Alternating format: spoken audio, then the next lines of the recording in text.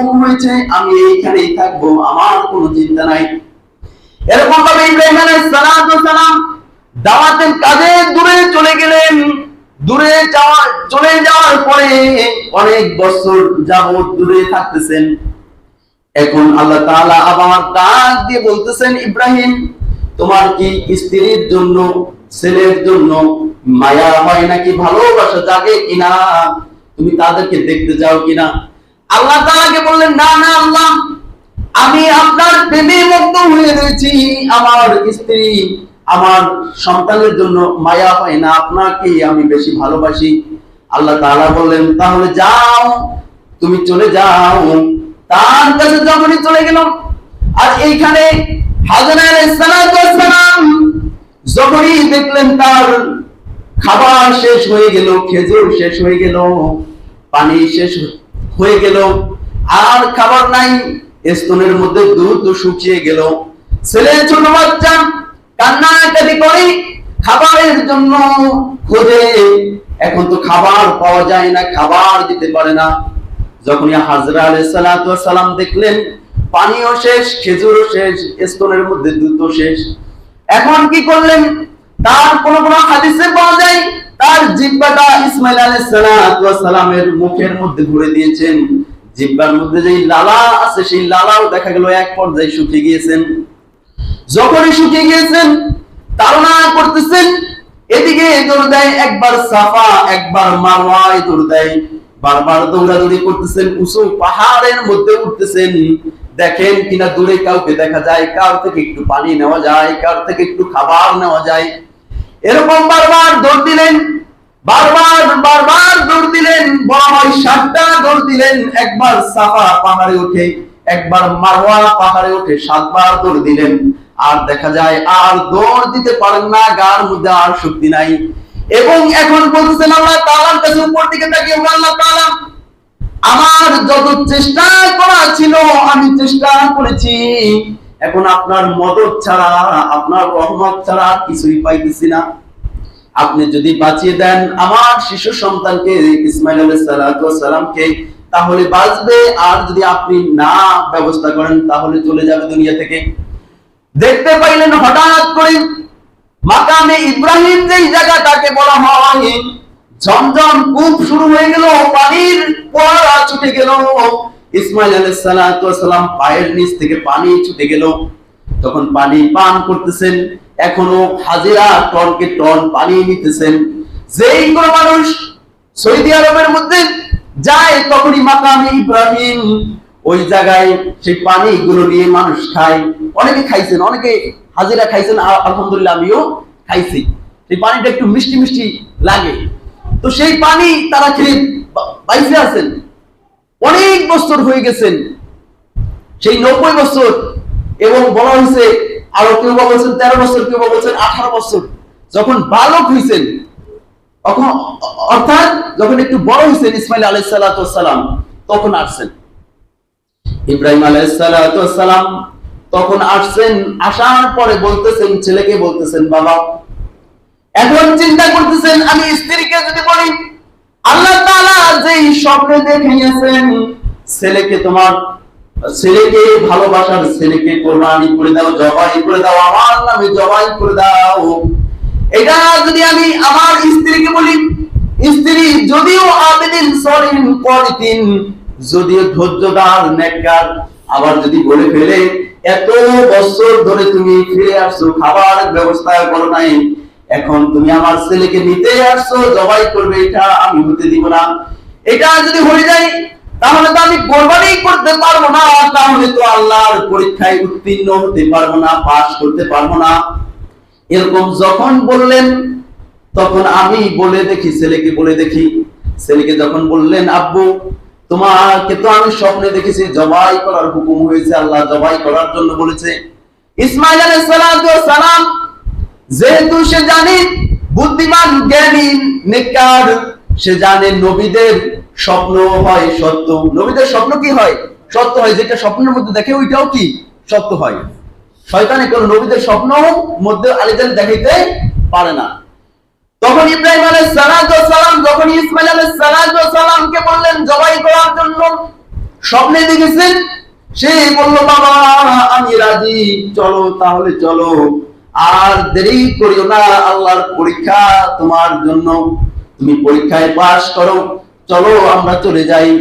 ইব্রাহিম আলাইহিস সালাম ইসমাইল আলাইহিস সালামকে যখন নিয়ে গেল, মিনা প্রান্তে নিয়ে গেল, এখন শয়তান ধোঁকা দিয়েছেন, শয়তান চিন্তা করতেছেন যদি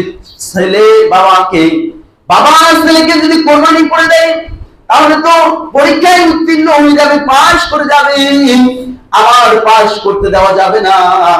ইসমাইল আলাইহিস সালামকে বলতেছে তুমি কি জানো তোমার বাবা তোমাকে নিয়ে যাইতেছে, তোমাকে জবাই করবে। তখন পাথর মারছে, এইটাও হাজিদের জন্য আল্লাহ আবশ্যক করে দিয়েছেন, এবং সেই দৌড়টা দিয়েছেন যেন ওই জন্য সাফা মারোয়ায়, এই দৌড়টাও আল্লাহ তাআলা আবশ্যক করে দিয়েছেন হাজিদের জন্য। দৌড় দিলে হজ কবুলই হবে না। তো যখন দেখলেন শয়তান ইসমাইল আলাইহিস সালামকে ধোঁকা দিতে পারতেছেন না, তখন চলে গেলেন ইসমাইল আলাইহিস সালামের বাবা ইব্রাহিম আলাইহিস সালামকে। সে তো দিবেই না, মানে সে তো শয়তান কথা শুনবেই না, বলতেছে আপনি আপনার ছেলেকে, এত মহব্বতের ছেলে, 90 বছর বয়সে একটা ছেলে হয়েছে, সেটাকে আপনি জবাই দিতে নেন, কেমন বাবা আপনি? তখন সেইখানেও কঙ্কর নিক্ষেপ করছেন, মানে পাথর নিক্ষেপ করছেন, দূর হ শয়তান। তখন দেখবেন কোনোটা কাজ হয় না। এবার শয়তান চিন্তা করতেছেন যেরকম ভাবে আদম আলাইহিস সালামকে জান্নাতের থেকে আমি মা হাওয়া আলাইহিস সালামকে ধোঁকা দিয়ে বাহির করেছি, এরকম ভাবে দেখি এই মাকে আবার ধোঁকা দেওয়া যায় কিনা। চলে গেল হাজরা আলাইহিস সালামের কাছে, যে বলতেছেন আপনার স্বামী তো আপনার ছেলেকে নিয়ে গিয়েছেন জবাই করার জন্য। তখন সে বিশ্বাসই করতেছে না, হাজরা আলাইহিস সালাম আমার স্বামী এরকম হইতেই পারে না, করবেই না। এখন শয়তানে বিশ্বাস দিতেছেন তাই আল্লাহর হুকুম হয়েছে। তখন তার স্ত্রী বলতেছেন হাজরা আলাইহিস সালাম আল্লাহর যদি হুকুম হয়ে থাকে তাহলে জবাই করুক, আমার কোনো সমস্যা নাই, বলুন না সুবহানাল্লাহ। তো সেইখানে নিয়ে গেলেন জবাই করার জন্য। যখন জবাই করবেন, এবার ছেলে বলতেছেন বাবা আপনার যখন আল্লাহর হুকুম হয়ে গিয়েছে আপনি আমাকে জবাই করবেন বাবা, আমি কয়টা আপনাকে পরামর্শ দেই আপনি মানেন।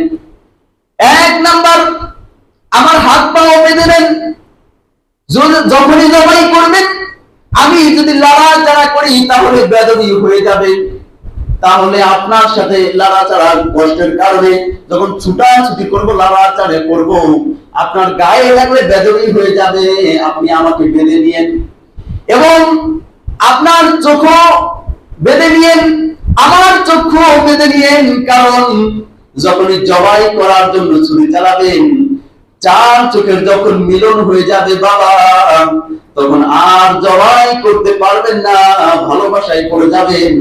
অর্থাৎ আপনার চোখও বন্ধ করে নেন, আমার চোখও বন্ধ করে নেন, অর্থাৎ বেঁধে নেন। যখনই বাঁধলো এবার ছুরি চালাইতেছে, ছুরি চালাবে আল্লাহু আকবার বলে ছুরি যখনই চালানো শুরু করবে ফেরেশতারাও কান্নাকাটি করে। হাজরা আলাইহিস সালাম আল্লাহ তাআলার কাছে দোয়া করে, আল্লাহ আমার ছেলে ইসমাঈল আলাইহিস সালামকে ধৈর্য দিয়ে দিয়েন, সে যেন উঠে আবার দৌড় না দেয়, তার মধ্যে এমন ধৈর্য দিয়ে দিয়েন সে যেন দৌড় না দেয়। ইব্রাহিম আলাইহিস সালাম পাগল হয়ে গিয়েছেন, জবাই করবেন, তারা হুড়া করতেছেন, ফেরেশতা আলাইহিস সালাম সবাই কান্না করতেছেন। ফেরেশতা জীবনে 2 বার ফেরেশতা আলাইহিস সালাম কান্নাকাটি করছেন। একবার আমাদের নবী তায়েবে যখন চলে গিয়েছেন, তায়েবের যুবকরা তখন পাথর মেরেছেন, আল্লাহ তাআলার হাবিবকে রক্তাক্ত করেছেন, আল্লাহর নবী পাথরের আঘাত খেয়ে তার রক্ত ঝরেছে তায়েবের ময়দানে, তায়েবের উঁচু পাহাড়ে উঠে আল্লাহ তাআলার কাছে দোয়া করেছেন। তখন যখন যুবকদের জন্য যখন এরকম যুবকরা টানা হিজরা করছেন, যখনই পাথর মেরেছেন, আল্লাহর নবী কষ্ট পাওয়ার কারণে দোয়া করলেন, আল্লাহ গো তারা তো আমাকে পাগল বলে, আমি তো পাগল নই, তারা তো আমাকে গালি দেয়, আমি তো গালির অংশীদার নই, তারা তো আমাকে পাথর মারে, কেন মারে? আমাকে মনে হয় চিনতে পারে না, এই কারণে মারে। ও আল্লাহ তাআলা, এমন করে যখন দোয়া করছেন, নবীর কান্না এমন কান্না হয়েছিল, তখন আসমানের সমস্ত ফেরেশতাগুলো চোখের থেকে আর পানি রাখতে পারেন নাই, সবাই কান্নাকাটি করছেন। এরকম ভাবে আরেকবার যখন ইসমাঈল আলাইহিস সালামকে জবাই দেওয়া শুরু করতেছেন, তখন ফেরেশতারা কান্নাকাটি করতেছেন আর বলতেছেন, ও আল্লাহ তাআলা, আপনি ইব্রাহিম আলাইহিস সালামকে থামান, যদি না থামান করুণ ইতিহাস হয়ে যাবে, বাবার জন্য জবাই হয়ে যাবে ছেলে। ফেরেশতাদেরকে বলেন আল্লাহ তাআলা, ইন্নী আ'লামু মা লা তা'লামুন, ও ফেরেশতারা, তোমরা তো জানো না, আমি আল্লাহ তাআলা যা জানি তোমরা ফেরেশতারা জানো না। আল্লাহ তাআলা সূরা কি ওয়াদার করলেন, যত ধার থাকুক না কেন, তোমার যত ধার থাকুক না কেন, পৃথিবী দুই টুকরা করে দিবে, কিন্তু আমার বন্ধু ইসমাইলের যেন একটা পশমও যেন না কাটে। বলুন না সুবহানাল্লাহ। এরকম ভাবে যখন ছুরি চালাইতেছেন, পোজ দিতেছেন, কাটতেছেন না, আবার চক্ষু খুললেন, খুলে দেখলেন যেমন ছেলে তেরকমই আছে, কাটে না। আবার চক্ষু বাঁধলেন, আবার কাটার জন্য চেষ্টা করতেছেন। দুইবারের মাথায় যখন কাটাকাটি করতেছেন, ছুরি চালাইতেছেন, জান্নাতের থেকে একটা জিবরাইল আলাইহিস সালামের মাধ্যমে একটা দুম্বা এনে তার ছুরির নিচে শুইয়ে দিয়েছেন।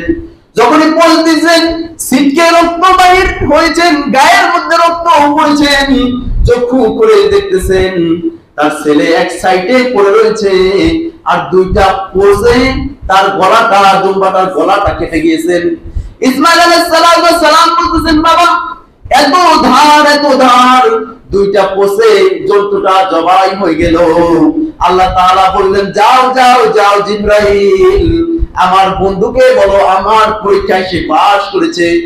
যখনই গেল, জিবরাইল আলাইহিস সালাম ইব্রাহিম আলাইহিস সালামের কাছে বলতেছেন, ও আল্লাহর নবী, এটা আল্লাহর মাকসাদ ছিল না, বাবা ছেলেকে জবাই দিবে এটা মাকসাদ ছিল না, আপনি পরীক্ষায় পাস করতে পারেন কিনা এটা আল্লাহর মাকসাদ ছিল, আপনি পরীক্ষায় পাস করেছেন, যান এই দুম্বাটা নিয়ে আপনি জবাই যেহেতু করছেন, আল্লাহ এই দুম্বাটা আপনাকে উপহার হিসেবে দিয়েছে, এই দুম্বাটা নিয়ে যান, এই দুম্বাটা নিয়ে আপনার ছেলেও খাবে, আপনিও খাবেন, আপনার স্ত্রীরাও খাবে। আল্লাহ তাআলা বলেন, সেইটাই হচ্ছে আমার পরীক্ষা, সেইটাই হচ্ছে কুরবানি। আল্লাহ তাআলা বলেন, আমি আর কাছে গোশত রক্ত কিছুই পৌঁছাই না, পৌঁছায় মানুষের নিয়াত। সে কোন নিয়াতে গরু জবাই করতেছে, ছাগল জবাই করতেছে, কোন নিয়াতে করতেছে? সে কি খাওয়ার জন্য করতেছে, নাকি ইন্নী আ'লামু মা লা তা'লামুন, সে নাকি আমাকে রাজি খুশি করার জন্য করতেছেন?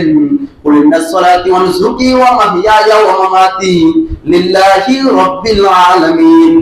আল্লাহ তাআলা বলেন, তোমার বাইসা থাকা, মইরা যাওয়া, তোমার বিবাহ, তোমার শাদী, তোমার খাওয়া, তোমার পড়া, তোমার সমস্ত কাজ হবে লিল্লাহি রাব্বিল আলামিন। তোমার কুরবানি, তোমার নামাজ সবই হবে কার জন্য? আল্লাহর জন্য। সকাল থেকে ঘুম থেকে শুরু করে আবার ঘুমে যাওয়া পর্যন্ত শুরু হবে আমার আল্লাহ তাআলাকে কেমনে খুশি করা যায়। শয়তানকে খুশি করা যাবে না, আল্লাহ তাআলাকে বেজার করা যাবে না। কুরবানি হচ্ছে এরকম কুরবানি, যারা আমরা কুরবানি করব আল্লাহ তাআলাকে রাজি খুশি করার জন্য, আমার দিল থেকে কুরবানি আসে নাকি গোশত খাওয়ার জন্য আসে? কেউ বা কুরবানি করবে আমার মেয়ের জামাই বাড়ি গোশত দেওয়া লাগবে, কেউ বা বলবে আমার ছেলের শ্বশুর বাড়ি গোশত দেওয়া লাগবে, কেউ বা বলবে আমার আত্মীয় স্বজন আসবে তাকে গোশত দেওয়া লাগবে। সংক্ষেপে কিছু মাসালা শুনে নেন, সময় যেহেতু স্বল্প, সংক্ষেপের মধ্যে বলি, গোশত খাওয়ার জন্য 7 ভাগের মধ্যে যদি একজন লোক থাকে, 7 জন মনে করেন আপনারা গৃহস্থ, 7 জনে কুরবানি করবেন, এর মধ্যে একজনে নিয়ত করেছেন আমার আত্মীয় স্বজন আসবে, গোশত কিনলেও তো 10-12,000 15,000 টাকা যাবে, তাহলে আমি কুরবানি দিয়ে দেব। তাহলে আপনার এই 7 জনের 6 জনের কারো কুরবানি হবে না। এই কারণে উত্তম হচ্ছে ছাগল দিয়ে একা দেওয়া, একা ছাগল দেওয়ার এর বিষয় না, মানে গরু পারেন ছাগল পারেন একা দেওয়া, আর না পারলেই আগে 7 জনে দেওয়া। তবে এরকম মানুষ নিয়ে যারা আল্লাহকে রাজি খুশি করার জন্য করে থাকে।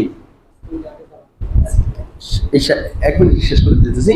এই কারণে একটু গরুটা ছাগলটা একটু আগে কিনা ভালো, কারণ এটা একটু মহব্বত জন্মাইবে, একটু পালবেন, একটু গোসল করবেন, একটু মহব্বত, শেষকালে দেখবেন একটু মায়া মায়া লাগে। তার মানে কি এটাই আপনার কোরবানিটা উত্তম হচ্ছে। এই কারণে গরুটা ছাগলটা আগে কেনার চেষ্টা করবেন। এখন তো মানুষ সর্বশেষে চেষ্টা করে, শেষে কম দামে পাবো, শেষে যায় দেখে যে না বেশি দাম আরো। এই কারণে ছাগল উট হলে 5 বছর বয়স হইতেই হবে, ছাগল 1 বছর বয়স হইতেই হবে, এবং গরু 2 বছর বয়স হইতেই হবে। এই 2 বছর, ছাগল 1 বছর এটা দেখে কিনবেন, এবং ভেড়া দুম্বা এগুলা 6 মাস 7 মাস 8 মাস মানে এরকম হইলেও 1 বছরের সমান যেন দেখা যায়, উচ্চ লম্বা, স্বাস্থ্য ভালো, এই বিষয় দেখে কিনবেন। আরেকটা হচ্ছে কান কাটা, লেজ কাটা, তারপরে নাক কাটা, তারপরে হইলো যেমন শিরিং বাঙ্কা, এগুলো দিয়ে কোরবানি হবে না। জিব্রাতে সমস্যা, এগুলো দিয়ে কোরবানি হবে না। এগুলো ত্রুটি মুক্ত হইতে হবে, ত্রুটি যুক্ত হইলে হইতে হবে না। যেমন হাঁটতে পারে না, খুঁড়াই খুঁড়ে যায় একেলে এরকম খুঁড়া, তাহলে এইগুলা আপনারা দেখে দেখে কিনবেন। আল্লাহ পাক রব্বুল আলামিন যে কথাগুলো বললাম, বর্ণনা এবং শুনলে সবাইকে আমল করার তাওফিক দান করুন, সকলকে আমিন। আখির দাওয়ানা আলহামদুলিল্লাহি রাব্বিল আলামিন। যারা পরের সাইডে কাছে সুন্নাত সাদে করেছে।